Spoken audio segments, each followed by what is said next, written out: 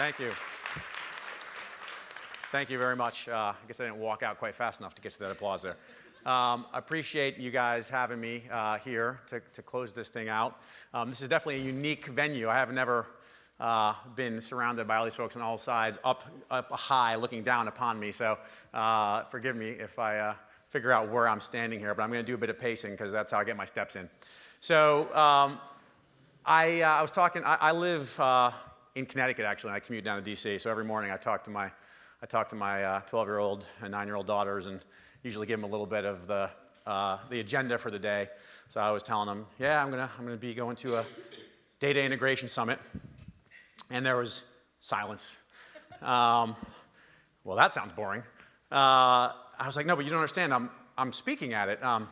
Yeah, still boring. Love you, Dad. Thanks. Bye-bye. So data used to be something that wasn't very sexy, right? Depending on your profession. But I think right now, these days, it's coming into its own. I think there's a lot of passion and interest and understanding of the value of data. And so venues like this are really important to get everybody together to talk about how we can kind of accelerate that. I start most speeches, most talks I give with a few standard slides, because you know what, I can't say it enough times, and I can't say it to enough people about particularly the DHS mission and how it is supported by technology. And in particular, in this case, it's very relevant, I think. DHS was stood up to share information, right? The reason DHS exists was so that these components, these very diverse missions, could share information more effectively.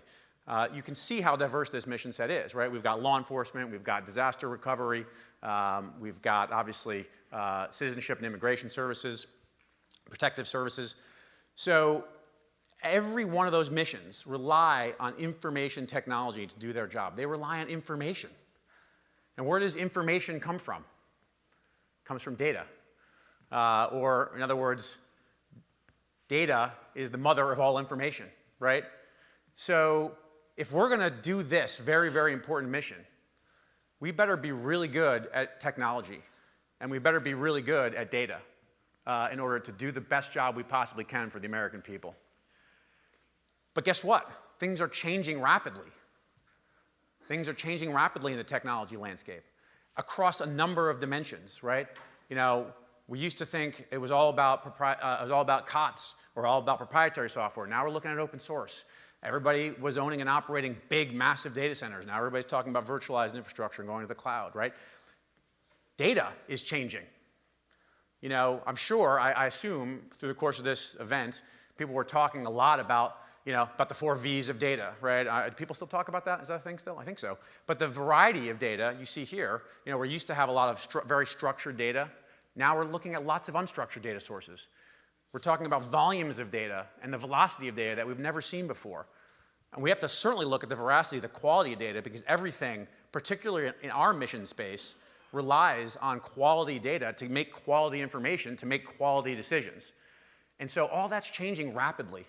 And that creates a lot of obstacles for us, right? It creates obstacles, particularly in the federal space, but it also creates opportunities. One of the things that I find is that in large organizations, right, you've got lots of dedicated, smart people trying to do the right thing. And people themselves, and I think this was Ed Catmull from Pixar that said this, people themselves are naturally creative. They're naturally good problem solvers. But it's typically the organizations and the processes and the management around them that actually impede their ability to solve problems or be creative. And that's kind of some of what we have in the federal government. So we have to be able to figure out how to get through that, right? We like to say technology is the easy part, and it's the people and the processes and the procurement and the contracts that are the hard part. Well, in some cases, the technology is not actually so easy, particularly when you start talking about advanced data problems, okay? And so I think we need to find a way we owe it, again, to the American people to be really good at this and figure out how to improve. It's not acceptable in my book that being excellent at technology is limited to social media companies or search companies, or other companies that have missions that are not nearly as important as many of the folks around this room. So what do we think about at DHS when we talk about how we get there? How do we deal with this rapidly evolving environment across a number of technology domains and dimensions and produce superior mission outcomes for our operators, right? And we have decided, at a number of levels, that we are pursuing something that we call digital transformation. And again, many of you may have heard this term. It is kind of a buzzy term out there these days. But for us, it means some very specific things. I want to talk a bit about that and thread how that relates to data to some extent as well. The outcomes that we're trying to drive with digital transformation are here on the screen, okay? There are 4 big things that we want to accomplish. We want to engage customers by reimagining customer experiences. And for us, we do have customers, right? Our customers are, in some cases, the public. In some cases, our customers, in many cases, our customers are mission operators. And so we need to treat them like a business treats their customers. And we need to be able to provide capabilities and engage them in more effective ways. We need to empower employees, right? We need to be able to use modern technology to enhance collaboration, to enhance communication, to empower our employees to do more and better, be more efficient. In this day and age, right, efficiency is really key. We need to optimize operations. This is as old as the day is long from an IT perspective, but we don't mean just automating things. We need to re-engineer processes, apply technology to those re-engineered processes, and optimize things, right?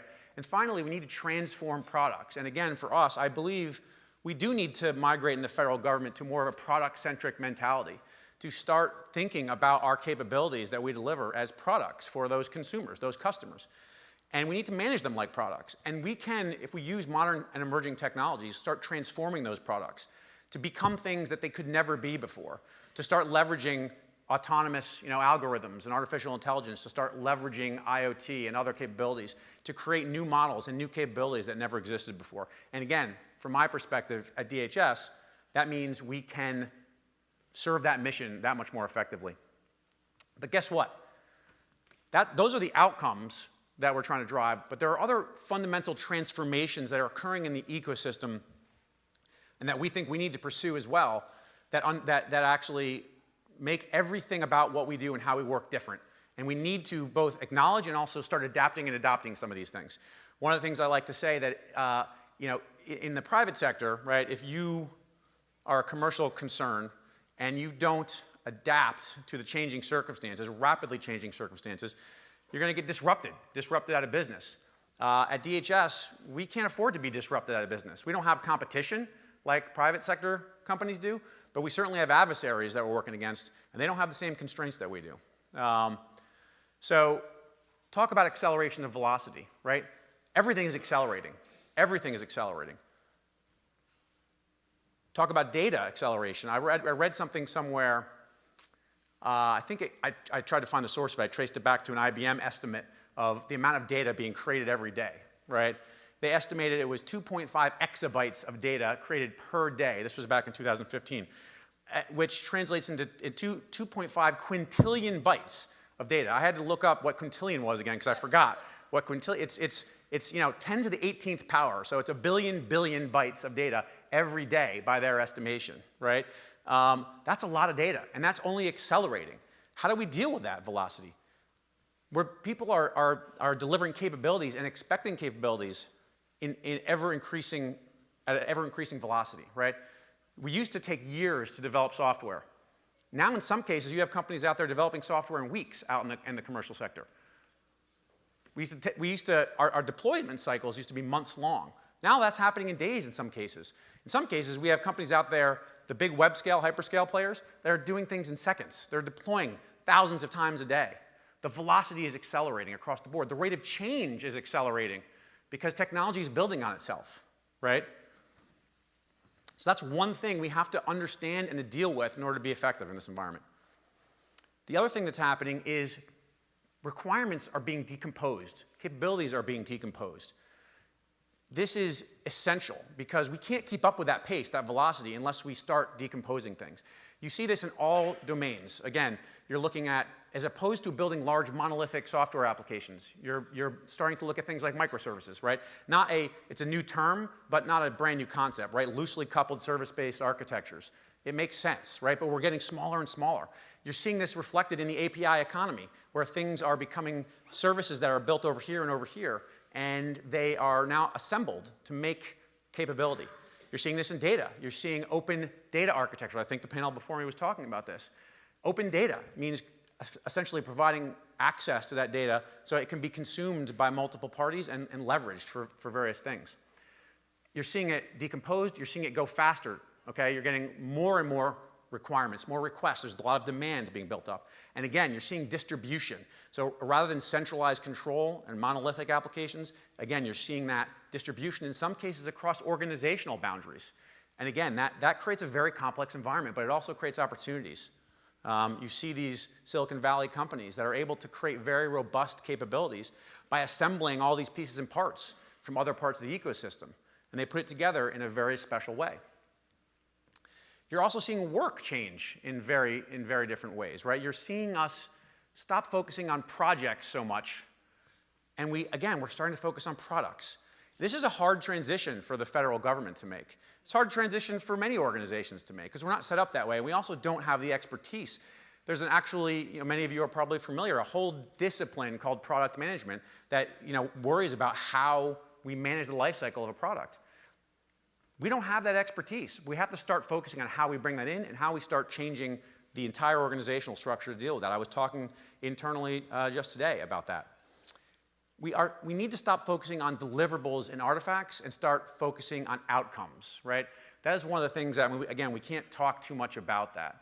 We need to start focusing on outcomes, and how we currently measure projects or programs is typically against deliverables or milestones against baselines. What we really want to start doing is set measurable outcomes, if possible measurable, that let us know they're delivering value to the mission, to the business, and measure them against that, not against the artifacts where they completed a document that checks everything, right? Checks all the boxes. So measuring outcomes and driving towards outcomes is critical. And again, you're seeing, and this is another one that's very tough for the federal government, you're seeing organizational structures flatten and change. And we are used to a command and control environment in many cases. This is a hard one for us to digest, but the modern workforce is a flatter, more dynamic organization. That's how the folks entering the workforce that we need expect to operate, right?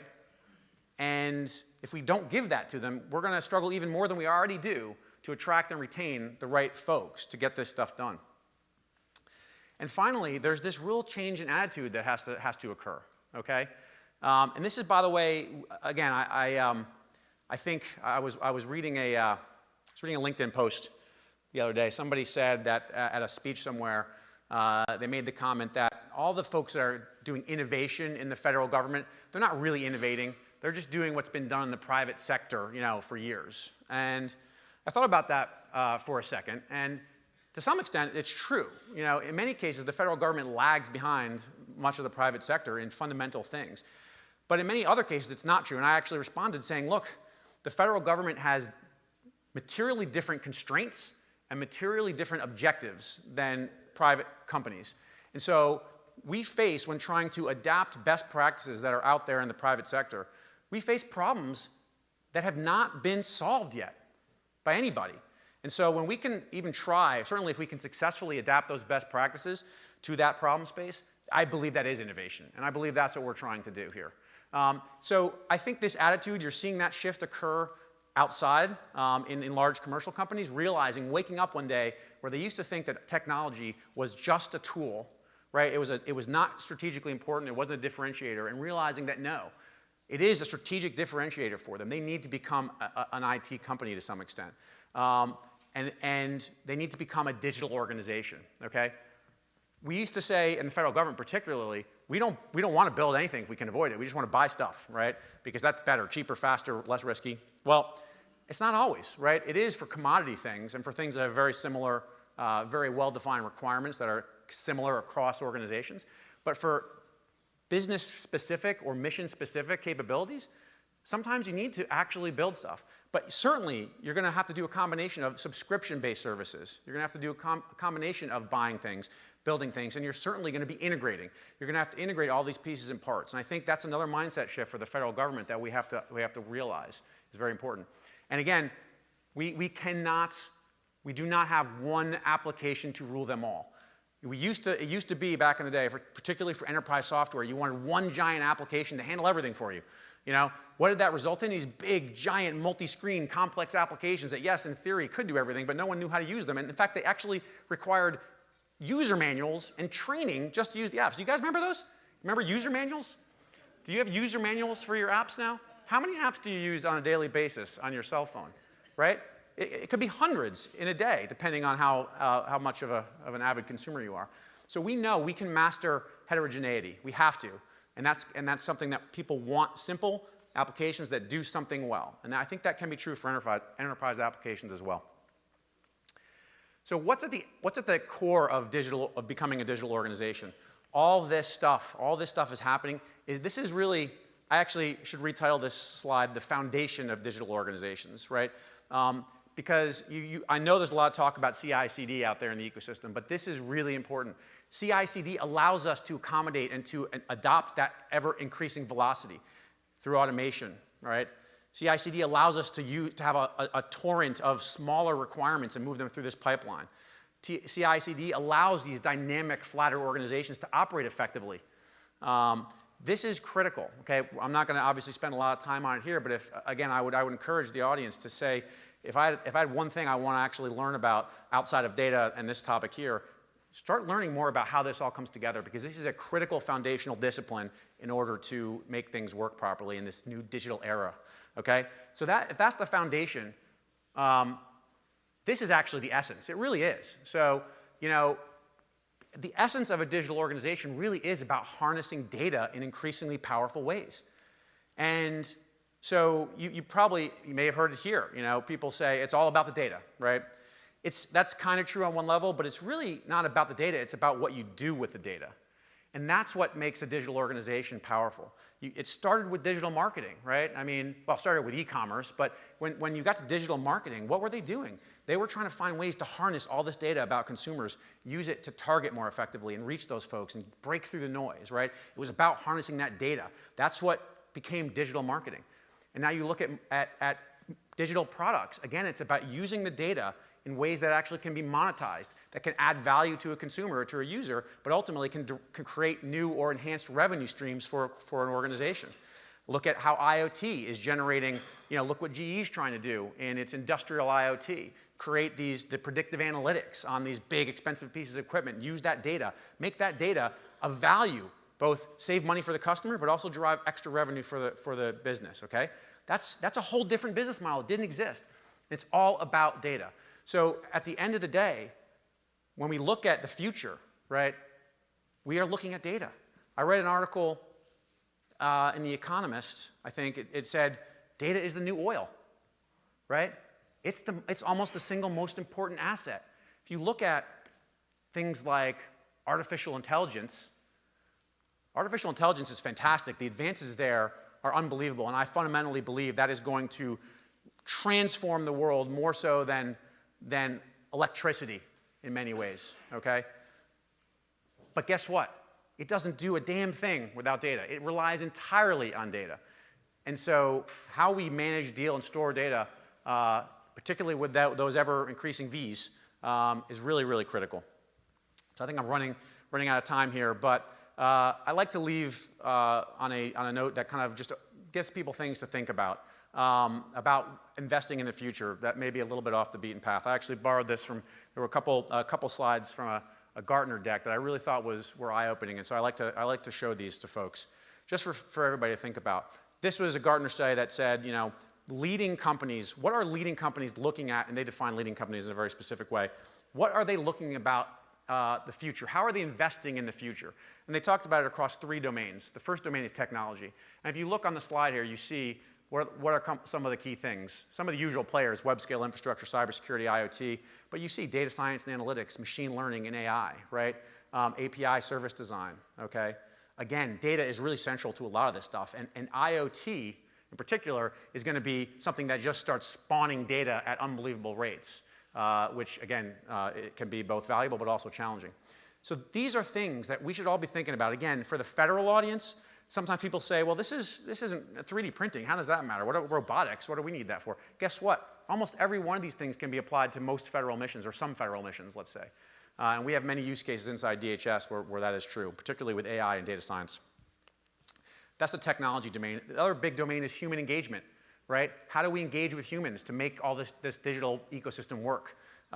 Things like design thinking, right? Very important. You hear a lot of folks talking about that. Things like predictive behavior modeling. Again, what does that rely on? It relies on data. And I think if we start thinking about these things as we're designing our products and our capabilities, again, we will be that much more effective. And I think there's some really interesting things here. Finally, the final domain is, again, you heard me talk about transforming products. There are really different new emerging business models and business concepts that are occurring. Again, this is probably slightly less relevant to the federal audience, but things like trust models, things that are enabled by blockchain, for example. You guys have heard a lot about that. Things like autonomous or algorithmic businesses. This is an area that I think is going to be tremendously transformative. Businesses that rely primarily on algorithms or autonomous agents actually doing things and interacting with other parts of the ecosystem. And again, digital design and how we look at intellectual property. So these are some things, again, to take away. I appreciate your time. I think I'm out of it. I hope you guys have a great afternoon, and thank you very much.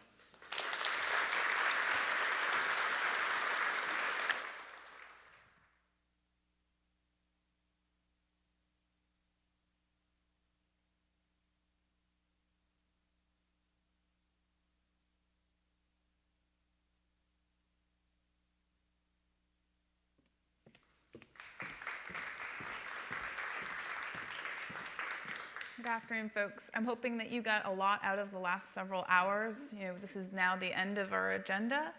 And thank you for your time. A couple of closing thoughts. Again, we recorded everything and had it on live stream, so you'll get an email with the recordings at some point in the next few weeks.